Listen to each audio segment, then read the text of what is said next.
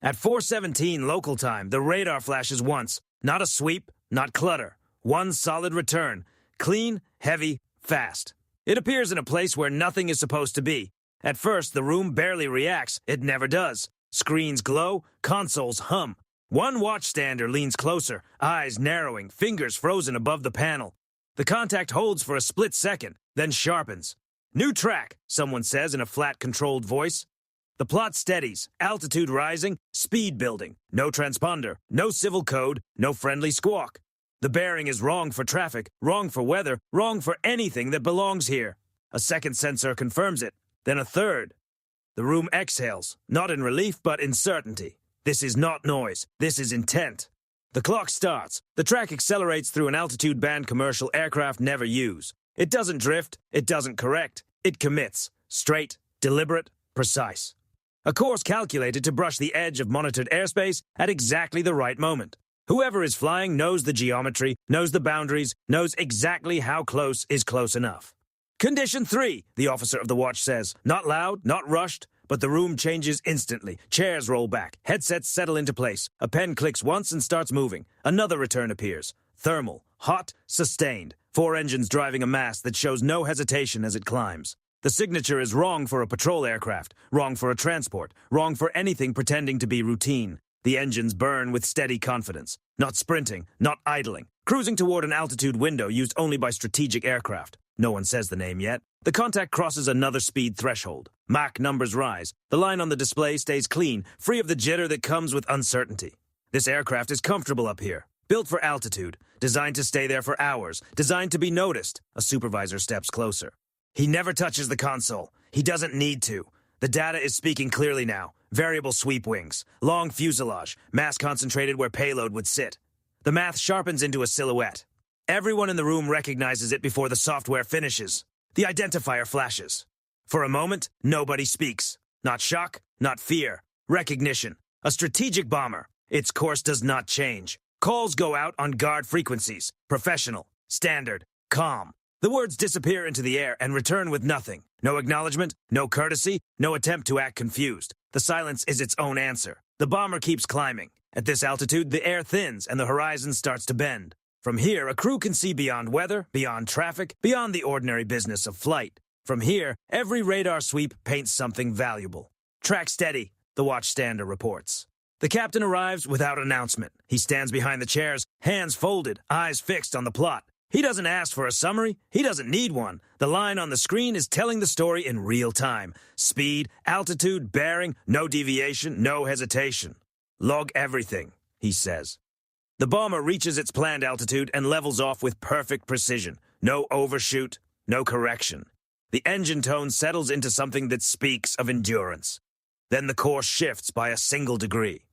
Just enough to test response times without crossing a legal boundary. Just enough to force a decision. Phones remain silent. No public statement. No alert. Somewhere else in other rooms, the same data is being watched. Somewhere else, crews are already moving. Here, the loudest sounds are circuitry and the scratch of ink on paper. Another hail, another refusal. The bomber closes on the invisible line everyone knows but never draws. Time to intercept begins to shrink. Minutes matter now. Soon, seconds will. CPA trending down, the plotter says. Closest point of approach is narrowing, and not by chance. By design. The bomber is riding the razor edge of escalation, measuring discipline, daring a response. The captain gives one small nod. Hold. No one blinks. The contact continues, huge and unbothered. A machine built to apply pressure without firing a shot. It doesn't hurry, it doesn't hide. It flies as if the sky already belongs to it. And in that calm, controlled advance, the message becomes impossible to miss. This is not a navigation mistake. This is deliberate. At 4:29, the bomber still does not turn. It holds course, steady and unapologetic, engines burning in a way that leaves no doubt about its purpose. This is not transit. This is not routine patrol. The aircraft remains exactly inside the envelope where reaction times matter and missteps become headlines. Another hail goes out. Same wording, same calm voice. No answer. The track accelerates again, not dramatically, just enough to cut minutes from the intercept window. The change is subtle, but everyone sees it. Speed rises without climb or descent. The bomber is optimizing. Whoever is in that cockpit is not guessing. Velocity up, the plotter says. That is the moment alarms sound elsewhere. Scramble orders ripple across bases, already half awake. Hangar doors roll open, floodlights snap on. Pilots move in a jog that borders on a sprint, helmets tucked under their arms, muscle memory taking over. Ground crews scatter with practiced urgency. Fingers fly over panels. Ladders drop. Safety pins come free. Engines ignite in sequence. Deep, violent roars cutting through the pre-dawn quiet. Inside the command space, new screens bloom to life. Fresh feeds open. Airfields flare awake. Timelines overlap. The bomber keeps pressing forward while the response rises to meet it. No one says intercept out loud. It doesn't need to be said. The strategic aircraft reaches another altitude gate and holds it squarely within a profile every analyst in the room understands. This is where configuration matters. This is where distance and capability stop being abstract. This is where posture shifts from symbolic to operational. Still no radio response. Track stable, someone reports. The bomber makes another minor heading correction, barely a degree, but enough to send calculators spinning. The new vector aligns with nothing civilian. It intersects no airway. It threads around weather with surgical precision. This path was chosen. Then the first NATO fighters lift off. On the screens, their icons appear as sharp triangles, accelerating, climbing hard, turning toward a rendezvous point designed to meet the bomber without cutting across it too aggressively. This is not a chase. It is geometry solved at speed. Inside the cockpits, the pilots say very little. Breathing steady. Hands light on the controls. They've done this before. Not with this aircraft, not in this exact configuration, but the rules remain the same. Identify, shadow, do not provoke, do not disengage. Back in the command center, the bomber still dominates the display. Larger, slower to turn, impossible to ignore. Its radar emissions are neat and controlled, sweeping in patterns meant to gather information without tripping the kind of alarm that would justify escalation. It is not probing blindly, it is collecting. Electronic activity confirmed, the EW officer says. Passive but active enough. The captain says nothing. This much was expected. The bomber is close enough now to read reactions, close enough to feel the weight of attention, close enough to force the other side to reveal posture without crossing a line that demands force. The fighters climb to altitude and level off on a side intercept heading, not head-on. Deliberate. A frontal approach can raise tension. A lateral one signals control. The bomber does not react. No turn. No speed change. No defensive display. It flies as though the intercept is simply another variable already accounted for. Minutes pass. Distance shrinks to visual range. The fighter sensors confirm what radar already suggested. Immense wings, swept geometry, engines arranged for reach and persistence. A machine built for global presence, now lingering at the edge of someone else's patience. Still no radio call. The fighters slide into position, offset and disciplined, close enough to see markings, close enough to be seen in return. This is the point where misunderstandings can rewrite history. Then the bomber makes another slight adjustment. Not away. In the command center, a clock seems louder than it has any right to be. If it holds this vector, someone says quietly, we're inside the decision window. The captain nods once. No orders change. The fighters hold station. The bomber presses on, calm and unreadable. The sky is crowded now, not with aircraft, but with consequences. Every move is logged. Every second gets a timestamp. Every system is listening. This is no longer a test of detection. It is a test of nerve. At 4:41, the distance closes to the point where every movement carries weight. The fighters are now offset just enough to remain non-threatening, close enough to make out surface details through sensors. The bomber fills the display. Long fuselage, variable sweep wings locked into cruise, engine steady, no sign of surprise, no sudden posture change. It looks like it expected company. Inside the intercepting aircraft, the pilots remain quiet. Their heads-up displays are clean, parameters stable, systems safe, cameras rolling. This is documentation, not confrontation. The bomber holds altitude with exact precision, and that matters. At this height, the air is ideal for range and sensor performance. At this height, there is no ambiguity about capability. Back in the command center, the electronic picture sharpens. The bomber's emissions remain careful but present. Radar modes designed to observe without provoking. Enough to collect, not enough to trigger. They're painting, the EW officer says. Selective. That is not an accident. That is skill. The fighters maintain position. Their own radars stay quiet, leaning on passive sensors and shared data. Silence here is strength. Every second they do not transmit is a second the bomber learns nothing new. Then the bomber changes again. So slightly it would escape anyone not staring at numbers. A small nose adjustment. A fractional shift inward. A probe, not a commitment. Inside the intercept window, this is where things can unravel. The rules are clear, but unforgiving. If the bomber continues on this vector, reaction time collapses to seconds. If it turns away, the encounter begins to unwind. If it does nothing, the standoff stretches on, fragile and tense. The fighters mirror the geometry without closing the gap. Discipline over instinct, presence without pressure. Maintain station, the lead pilot says. Calm, controlled, recorded. The bomber does not respond. From this angle, sensors can read the heat plumes from its engines. Steady, symmetrical, no throttle spike, no sign of bracing. It isn't preparing to run, it is waiting. In the command center, the captain leans forward slightly. He still does not speak. He watches the clocks, the vectors, the margins tightening. This is the narrowest part of the funnel, the place where escalation lives.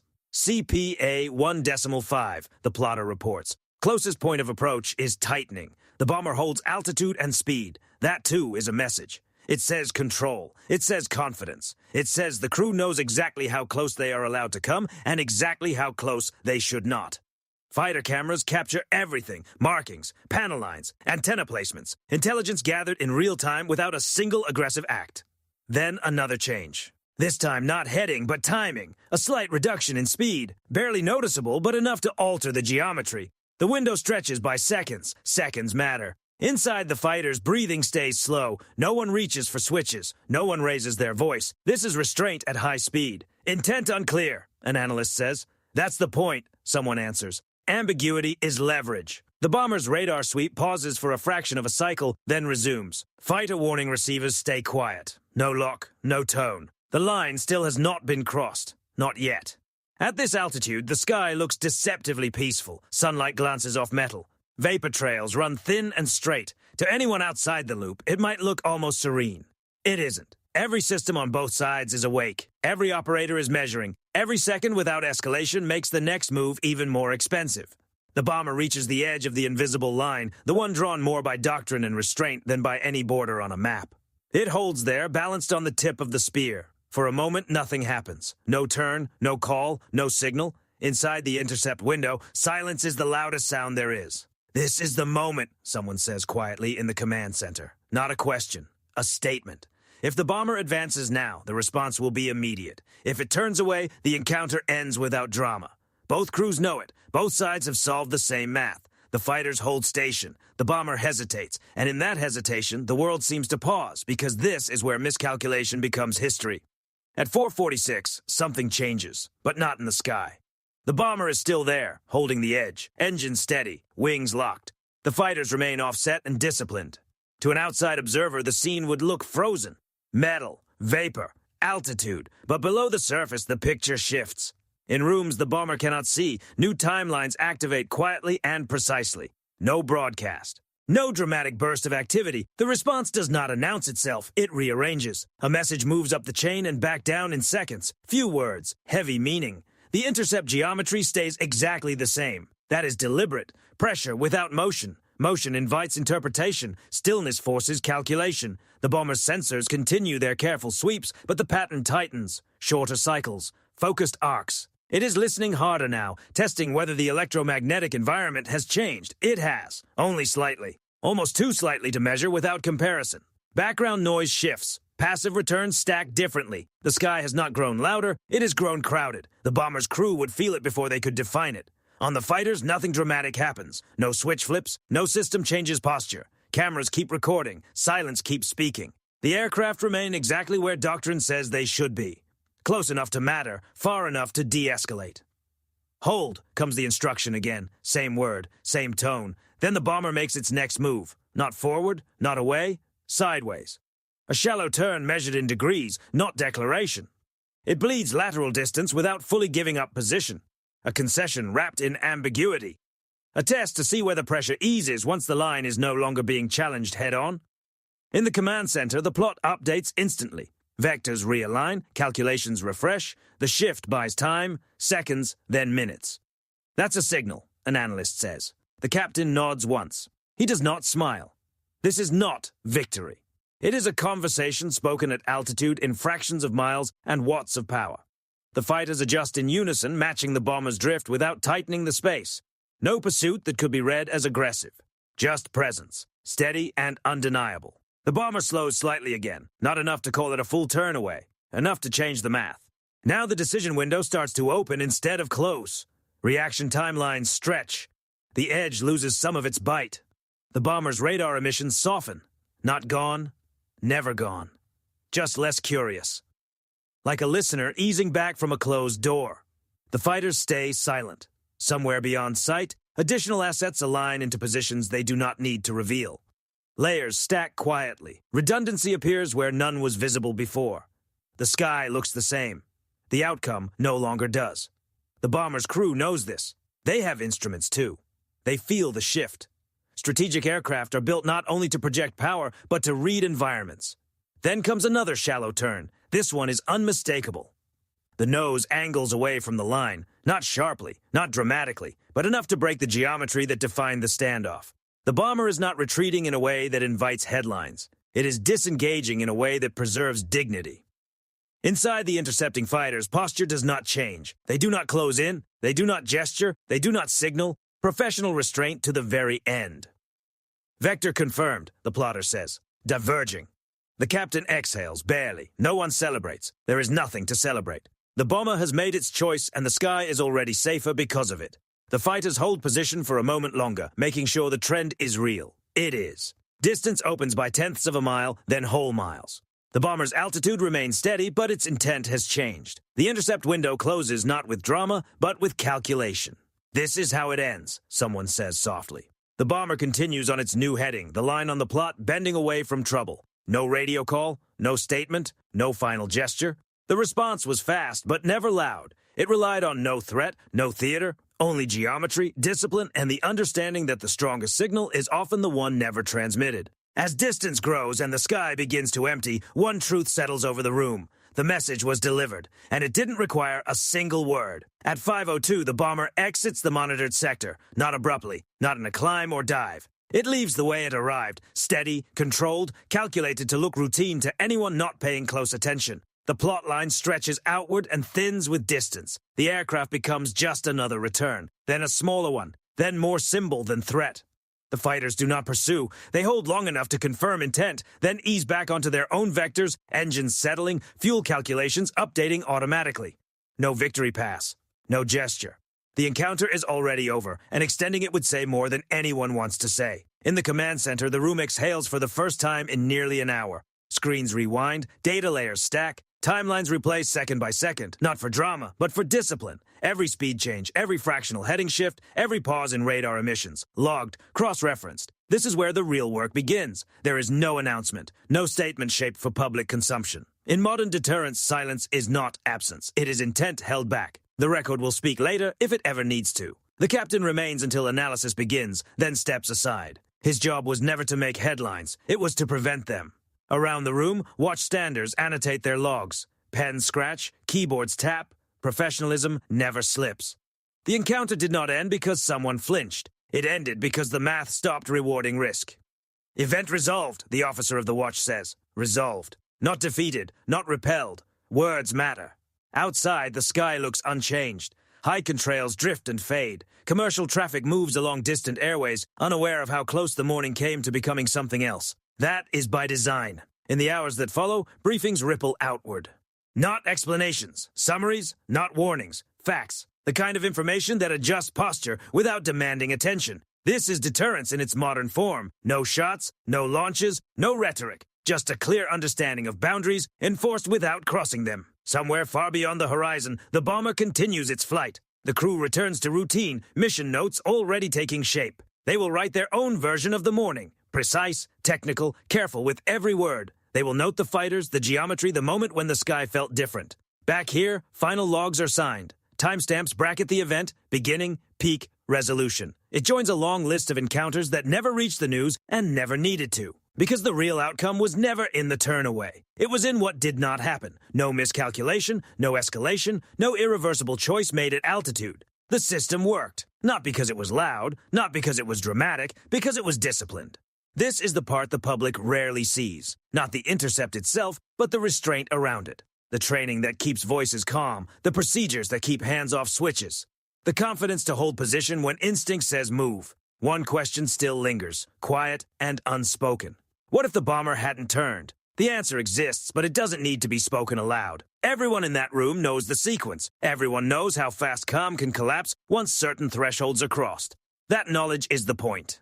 The bomber's departure does not close a chapter. It adds another line to the ledger, another data point, another calibration of resolve. Tomorrow, the sky will be watched again. The lines will remain invisible, the systems will remain ready, and if another contact appears where nothing should be, if another aircraft tests the edge of patience, the response will look just as uneventful to anyone not paying attention. Because the most effective show of force is the one that never becomes a fight. Nothing launched, no shots fired, and yet everything changed.